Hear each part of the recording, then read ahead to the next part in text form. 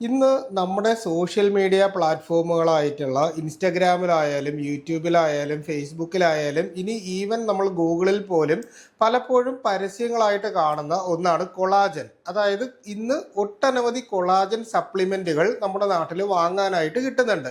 അതായത് ഈ പരസ്യം കണ്ട് ഒരുപാട് പേരും സ്വയം ആരോടും ചോദിക്കാതെ ഇത് വാങ്ങി കഴിക്കുന്ന, അതായത് നമ്മുടെ മുഖ സൗന്ദര്യത്തിന്, മുഖം വെളുക്കുന്നതിന്, സ്കിൻ വെട്ടിത്തിളങ്ങുന്നതിന് വേണ്ടിയിട്ട്, നമ്മുടെ എല്ലുകളുടെയും പല്ലുകളുടെയും ആരോഗ്യം മെച്ചപ്പെടുത്തുന്നതിന്, മസിൽ ഹെൽത്ത് ഇംപ്രൂവ് ചെയ്യുന്നതിന് വേണ്ടിയിട്ട്, മുടിയുടെ ആരോഗ്യം വർദ്ധിപ്പിക്കുന്നതിന് എന്ന് പറഞ്ഞ് സകല നമ്മുടെ ശരീരത്തിലുള്ള എല്ലാ പ്രവർത്തനങ്ങൾക്കും ഈ പറയുന്ന കൊളാജൻ സപ്ലിമെന്റുകൾ വളരെ നല്ലതാണ് എന്നുള്ള രീതിയിൽ നമ്മുടെ സോഷ്യൽ മീഡിയയിൽ വരുന്നുണ്ട്. അതിനാൽ തന്നെ ഇന്നത്തെ എപ്പിസോഡിൽ സാധാരണക്കാർക്ക് മനസ്സിലാകുന്നതിന് വേണ്ടി എന്താണ് കൊളാജൻ എന്നതുകൊണ്ട് ഉദ്ദേശിക്കുന്നത്, ഈ കൊളാജൻ എങ്ങനെയാണ് നമ്മുടെ ശരീരത്തിൽ കുറയുന്നത്, ഇത് കുറയാനുള്ള കാരണങ്ങൾ എന്തൊക്കെയാണ്, നാച്ചുറലി എങ്ങനെ നമ്മുടെ ശരീരത്തിൽ കൊളാജൻ നമുക്ക് ഉൽപ്പാദിപ്പിക്കാനായിട്ട് സാധിക്കും, അതായത് എങ്ങനെയാണ് നമ്മുടെ ഡയറ്റിലൂടെ തന്നെ നമുക്കിത് ചെയ്യാൻ പറ്റുന്നത്, കൊളാജൻ സപ്ലിമെന്റുകൾ വാങ്ങി കഴിക്കേണ്ടതുണ്ടോ, കഴിക്കുമ്പോൾ നമ്മൾ ശ്രദ്ധിക്കേണ്ട കാര്യങ്ങൾ എന്തൊക്കെയാണ് മുതലായി കൊളാജനെ പറ്റിയിട്ടുള്ള കംപ്ലീറ്റ് വിവരണമാണ് ഇന്ന് ഞാൻ നിങ്ങളോട്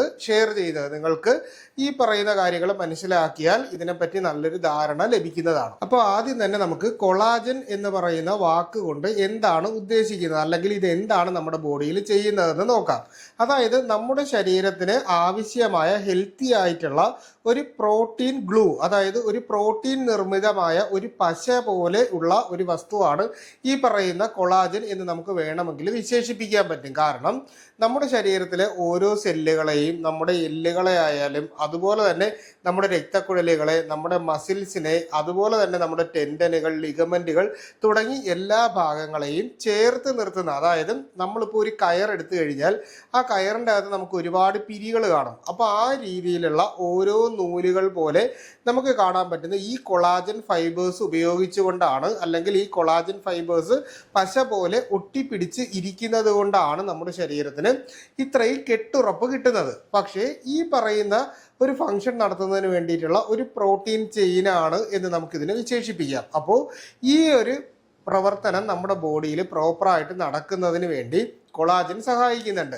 എന്നാൽ ഈ പറയുന്ന സപ്ലിമെന്റുകൾ കഴിക്കുന്നത് കൊണ്ട്, അതായത് നമ്മൾ ഈ പറയുന്ന കൊളാജൻ നമ്മുടെ ബോഡിയിൽ കിട്ടിക്കഴിഞ്ഞാൽ ഈ പറയുന്നത് പോലെ നമ്മുടെ ശരീരത്തിൻ്റെ അകത്ത് ഇപ്പോൾ ഈ മസിൽസ് നേരെ നമുക്ക് എല്ലുകളുമായിട്ട് ചേർന്നിരിക്കുന്നതിനും മറ്റുമൊക്കെ ഇത് സഹായിക്കുന്നുണ്ട്. എന്നാൽ കൊളാജൻ നമ്മുടെ ശരീരത്തിൻ്റെ അകത്തേക്ക് കുറഞ്ഞു കഴിഞ്ഞാൽ ഉണ്ടാകുന്ന പ്രശ്നങ്ങളെന്ന് പറഞ്ഞാൽ നമ്മുടെ മസിൽസ് പെട്ടെന്ന് വീക്കാവും. പിന്നീട് നമ്മുടെ ഈ സ്കിന്ന് നല്ല രീതിയിൽ ചുളിയുന്നത് പോലെ സ്കിന്നിൽ പലതരത്തിലുള്ള വലിവുകൾ, അതായത് നമുക്ക് ചുളിവ് വന്നിട്ട് സ്കിൻ ഇങ്ങനെ ഇടിഞ്ഞ് തൂങ്ങുന്നത് പോലെ കാണാം. മുടി കൊഴിച്ചിലുണ്ടാകാൻ പറ്റും. മുടി നമ്മളിങ്ങനെ പിടിക്കുന്ന സമയത്ത് പൊട്ടിപ്പോകുന്നത് പോലെയുള്ള ലക്ഷണങ്ങൾ കാണും. എപ്പോഴും നമുക്കൊരു ക്ഷീണവും തളർച്ചയും ഉന്മേഷം കിട്ടാത്ത ഒരു രീതിയിൽ നമ്മുടെ മസിൽ ബിൽറ്റ് പെട്ടെന്ന് കുറഞ്ഞു പോകുന്ന രീതിയിലും ഒക്കെയാണ് നമുക്ക് ഈ പറയുന്ന കൊളാജൻ നമ്മുടെ ശരീരത്തിൻ്റെ അകത്ത് കുറയുമ്പോൾ സംഭവിക്കുന്നത്. അപ്പോൾ ഈ കൊളാജൻ എന്തുകൊണ്ടാണ് നമ്മുടെ ശരീരത്തിൽ കുറയുന്നത്? ഒന്ന്, പ്രായം. സാധാരണ നമുക്ക് ഏജ് അഡ്വാൻസ് ചെയ്യുന്നതിനനുസരിച്ച് നമ്മുടെ കൊളാജന്റെ കൃത്യമായിട്ടുള്ള പ്രൊഡക്ഷൻ നമ്മുടെ ശരീരത്തിൽ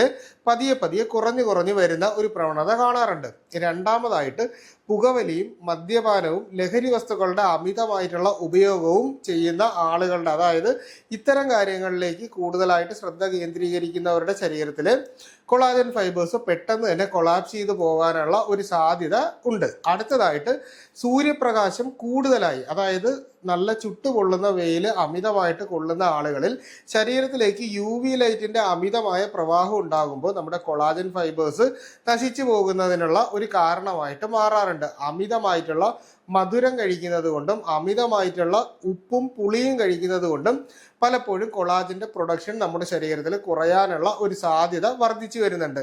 പിന്നീട് വരുന്നതെന്ന് പറഞ്ഞാൽ വ്യായാമക്കുറവ്, ഒബേസിറ്റി മുതലായിട്ടുള്ള കാരണങ്ങളും പലപ്പോഴും കൊളാജൻ ഫൈബേഴ്സിന്റെ നാച്ചുറൽ ആയിട്ടുള്ള പ്രൊഡക്ഷനെ ഒരു പരിധി വരെ അഫക്റ്റ് ചെയ്യാറുണ്ട്. ഇനി ഈ പറയുന്ന കൊളാജൻ ഫൈബേഴ്സിന്റെ പ്രൊഡക്ഷൻ കുറഞ്ഞു കഴിയുമ്പോൾ നമ്മുടെ ശരീരത്തിൽ സാധാരണ ജോയിന്റ് പെയിൻസ് ചിലർക്ക് ഉണ്ടാവാറുണ്ട്. അതായത് നമ്മുടെ ജോയിൻസിന്റെ ഫ്ലെക്സിബിലിറ്റി കുറഞ്ഞു വരുന്നത് പോലെ, അതായത് നമ്മുടെ ടെൻഡൻസ് ഒന്നും കറക്റ്റായിട്ട് വർക്ക് ചെയ്യാതെ വരുന്നതിൻ്റെ ഭാഗമായിട്ടാണ് പലപ്പോഴും ഈ പറയുന്ന രീതിയിൽ നമുക്ക് ഈ കറക്റ്റായിട്ട് മൂവ് ചെയ്യാൻ പറ്റാത്ത ഒരു സാഹചര്യത്തിലേക്ക് പോകുന്നത്. അടുത്തതായിട്ട് ഈ പറയുന്ന കൊളാജൻ ഫൈബേഴ്സ് നമ്മുടെ ശരീരത്തിൽ പ്രൊഡ്യൂസ് ചെയ്യണമെങ്കിൽ നമ്മൾ എന്താണ് ചെയ്യേണ്ടത് എന്ന കാര്യത്തെ പറ്റിയിട്ട് വരാം. സാധാരണ നമ്മൾ കഴിക്കേണ്ട ചില ആഹാരങ്ങളെ പറ്റിയിട്ടാണ് ഇനി നാച്ചുറലി എങ്ങനെ നമുക്കിത് ഉൽപ്പാദിപ്പിക്കാം എന്നുള്ള കാര്യമാണ് പറയുന്നത്. നമ്മൾ പ്രോട്ടീൻ കണ്ടന്റ് കൂടുതലായിട്ടുള്ള ആഹാരങ്ങൾ, അതായത് മത്സ്യം കഴിക്കുന്ന, അതായത് നമ്മളിപ്പോൾ ചൂര, ചാള, അയല, മത്തി മുതലായിട്ടുള്ള ഒമേഗ 3 കിട്ടുന്നതിന് വേണ്ടിയിട്ട് സിമിലർ ആയിട്ട് നമ്മൾ കഴിക്കുന്ന മീനുകൾ ഏതൊക്കെയാണോ ആ രീതിയിലുള്ള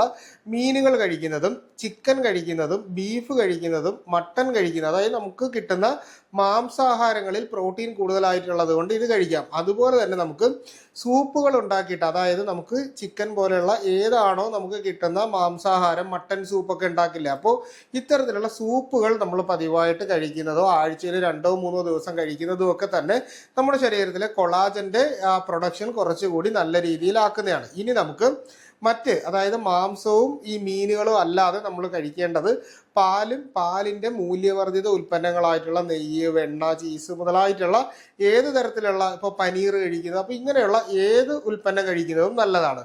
മുട്ട നമ്മൾ പതിവായിട്ട് കഴിക്കുന്നതും, ഏത്തപ്പഴം നമ്മൾ കഴിക്കുന്നതും, അതുപോലെ തന്നെ നിലക്കടല കഴിക്കുന്നതും, നമ്മൾ പഴവർഗ്ഗങ്ങളിൽ, അതായത് നമുക്ക് വൈറ്റമിൻ സി ഈ പറയുന്ന കൊളാജൻ ഫൈബേഴ്സിന്റെ ഉൽപ്പാദനത്തിന് ഏറ്റവും അത്യാവശ്യമായിട്ടുള്ള ഒന്നാണ്. കാരണം വൈറ്റമിൻ സി നമുക്ക് കൂടുതലായിട്ട് കിട്ടുമ്പോൾ കൊളാജന്റെ ഉൽപ്പാദനത്തെ നമുക്ക് കുറച്ചും കൂടി ഇമ്പ്രൂവ് ചെയ്യാനായിട്ട് പറ്റും. വൈറ്റമിൻ സി കിട്ടുമ്പോൾ നമ്മൾ സാധാരണ കഴിക്കുന്ന നമുക്ക് നാരങ്ങ, അതുപോലെ തന്നെ മുസാമ്പി, ഓറഞ്ച് മുതലായിട്ട് നമുക്ക് കിട്ടുന്ന നെല്ലിക്ക കഴിക്കുന്നതൊക്കെ നമ്മുടെ ശരീരത്തിൽ വൈറ്റമിൻ സി കൂടുതലായിട്ട് കിട്ടാൻ സഹായിക്കും. അതുപോലെ തന്നെ നമ്മുടെ തൊടിയിൽ ഏറ്റവും കൂടുതൽ കിട്ടുന്ന ഓറഞ്ചിനേക്കാൾ വൈറ്റമിൻ സി അടങ്ങിയിട്ടുള്ള ഒരു പഴവർഗ്ഗമാണ് നമ്മൾ ഈ സാധാരണ പേരയ്ക്ക.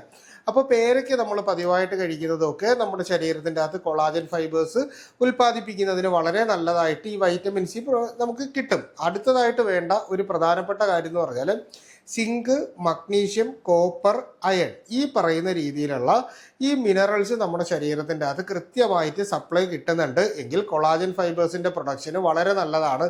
ഒപ്പം തന്നെ നമ്മൾ പ്രോട്ടീൻ കണ്ടന്റ് ഉള്ള ആഹാരങ്ങൾ നല്ല രീതിയിൽ കഴിക്കുന്നതും കൊളാജൻ നമുക്ക് കിട്ടാനായിട്ട് സഹായിക്കും. ഇനി നമുക്ക് ഇതിൻ്റെ ഒരുപാട് പേർക്ക് അറിയാനുള്ള ഒരു സംശയം വരുന്ന ഒരു മേഖലയുണ്ട്. അതായത് ഇത് സാധാരണ നമ്മൾ ഓൺലൈനിലൊക്കെ കാണുന്ന സമയത്ത് ഏകദേശം 200 ഗ്രാം നമ്മൾ ഈ പറയുന്ന കൊളാജൻ്റെ ഈ പ്രോഡക്ട്സ് നമ്മൾ വാങ്ങാനായിട്ട് ചെന്ന് കഴിഞ്ഞാൽ ഏകദേശം 800 മുതൽ 1500 രൂപയ്ക്ക് മുകളിലാണ് ഇതിൻ്റെ ഒരു സ്റ്റാർട്ടിംഗ് പ്രൈസ് വരുന്നത്. സാധാരണ നമുക്ക് ഹെൽത്തി ആയിട്ടുള്ള ഡയറ്റിലൂടെ തന്നെ ഈ പറയുന്ന കൊളാജൻ നമ്മുടെ ശരീരത്തിൽ കിട്ടുന്നതാണ്. എന്നാൽ അമിതമായിട്ട്, അതായത് നമ്മൾ നല്ല രീതിയിൽ വർക്കൗട്ട് ഒന്നും ചെയ്യാതെ വീട്ടിലിരുന്നു കൊണ്ട് വെറുതെ കൊളാജൻ്റെ പൗഡർ വാങ്ങിയതിന് ശേഷം നമ്മൾ പാലിലോ മറ്റോ കലക്കിയിട്ടോ വെള്ളത്തിൽ മിക്സ് ചെയ്തിട്ടോ നമ്മളിത് കഴിക്കുകയാണ് എന്നുണ്ടെങ്കിൽ നമ്മുടെ ശരീരത്തിൽ അമിതമായിട്ട് പ്രോട്ടീൻ കണ്ടന്റ് വന്നിട്ട് ആൽബുമിൻ, യൂറിയ പോലുള്ള ഒരുപാട് പ്രശ്നങ്ങളും കോംപ്ലിക്കേഷൻസും വരാനുള്ള സാധ്യത നമ്മുടെ ശരീരത്തിൽ വർദ്ധിപ്പിക്കും. ഇനി കൊളാജൻ സപ്ലിമെന്റുകൾ കഴിക്കണോ വേണ്ടേ എന്ന് ചോദിച്ചു കഴിഞ്ഞാൽ കൊളാജൻ എപ്പോഴും നമ്മുടെ ശരീരത്തിന് നാച്ചുറലി കിട്ടുന്ന ഒന്നാണ്. അപ്പോൾ നമുക്ക് ഇതിൻ്റെ ഒരു കുറവുണ്ട്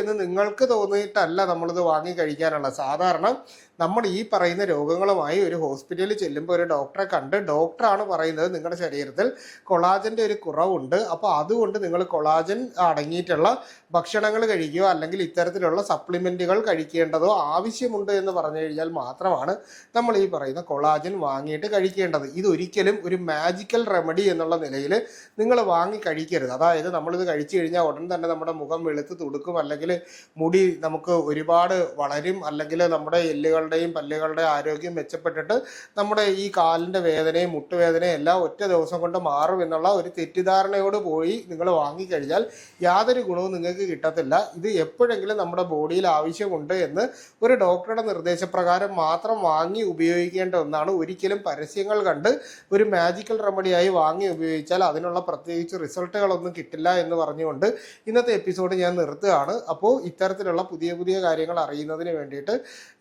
അതുപോലെ തന്നെ നമ്മുടെ എന്തെങ്കിലും സംശയങ്ങളോ നിങ്ങൾക്ക് ഉണ്ടെങ്കിൽ നമ്മുടെ ചാനലിൽ നിങ്ങൾ കമൻ്റായിട്ടോ അല്ലെങ്കിൽ സംശയങ്ങൾ എന്തെങ്കിലും ഉണ്ടെങ്കിൽ ചോദിച്ചു കഴിഞ്ഞാൽ കൃത്യമായിട്ടുള്ള റിപ്ലൈ വരുന്നതായിരിക്കും. അപ്പോൾ ഇത്തരത്തിലുള്ള പുതിയ പുതിയ അറിവുകളായിട്ട് നമുക്ക് വീണ്ടും മറ്റൊരു അവസരത്തിൽ കണ്ടുമുട്ടാം. അതുവരെ എല്ലാവർക്കും ഗുഡ് ബൈ.